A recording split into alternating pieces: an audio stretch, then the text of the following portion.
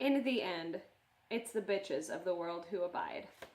Thus is the conclusion to another masterpiece by Stephen King, Dolores Claiborne, which I now put up there with The Green Mile as being like, those two are like my favorites now.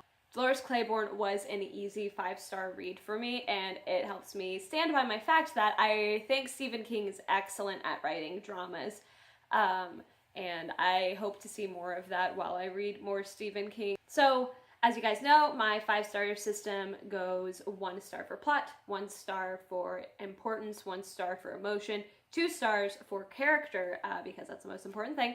And like I said, this one was a 5-star read, and I'm going to tell you why. So all the things I liked. First off, plot, which I kind of got wrong in one of my past videos.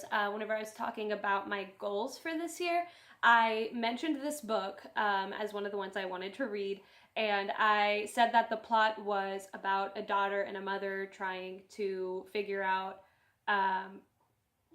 what exactly happened in their lives and them reconnecting. That is incorrect. That is actually the plot of the movie, which is different than the plot of the book. I still haven't seen the movie, but just wanted to correct myself there.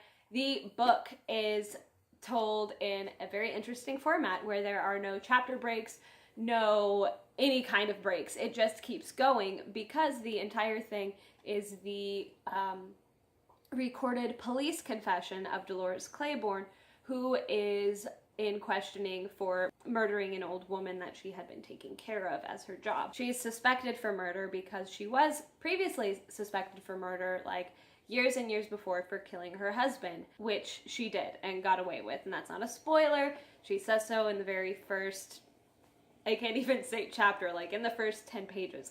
So it kind of goes back to her retelling her life from the events of meeting her husband to the events of the old woman in her care dying. And it is just such a beautiful story. It goes through so many twists and turns and horrible situations that she has had to get herself and her family out of. And it very much sticks to the premise that sometimes you do have to be a bitch to make things work for you, to make things work for your children.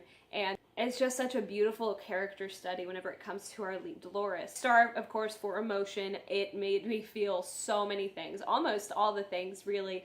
I had to put the book down several times for rage, for complete sadness, and then every single triumph that this character has come across. I was just so elated because everything seemed so well deserved whenever anything happened in here. I think the emotion was spot on. Next star goes to importance, which, yeah, it's definitely important. This one was written back in '93, and it highlighted so well the struggles of being a mother and having to sacrifice so much for your family and having to put yourself in places that you never thought you could be in for the sake of your family. As I can say from my non-experience of being a mother, I think it's fairly accurate. But more from what I've seen from my own mother and her life and the amazingness that she has come to despite a lot of trials. And honestly, it makes me appreciate her so much more. But no, it highlights everything of what being a strong woman is, of being a strong mother, and it's just so powerful in that way. In that way, I think it's so important. I think everyone should read it if they have had a mother, have been a mother, or being a mother, whatever. But no, it's excellent. Next star, of course, the most important star, which I have already ranted about, is for characters. It got both stars for that. Most of the time, my stars kind of go to, 1 star will kind of go to the lead, and the other star will kind of go of how the background characters were.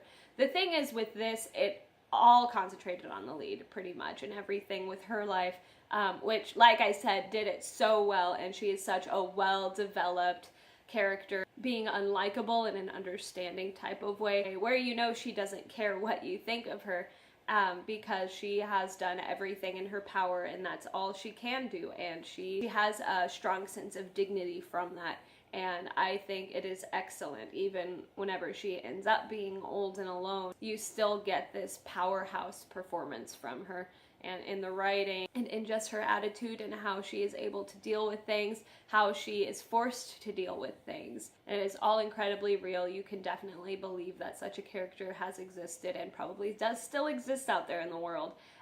As far as the background characters go, of course not much attention was paid on them, but everyone in the background was incredibly believable in the world that she's in.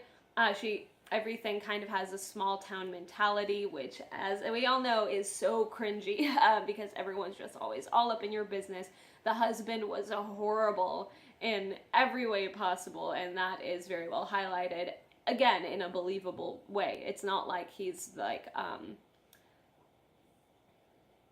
an intentionally written boogeyman. It's someone who actually exists in the world. Only one of her children are actually well developed, but that is kind of where the concentration on the book is. So I'd say the character gets both stars there because it's all believable in the way it is told, especially in such the close proximity of the entire thing is narrated by her giving a confession, and it's just this beautiful stream of consciousness that goes through the entire thing, being realistic, not just telling what happened, but going on to tirades about different things. It's definitely a powerhouse of a book. I recommend it. I recommend reading it all in one sitting, honestly, if you can. It's fairly short. This is the mass market paperback, so it's like 400 pages here, but it'll be probably like more 200 pages in like an actual big book. So I definitely recommend it.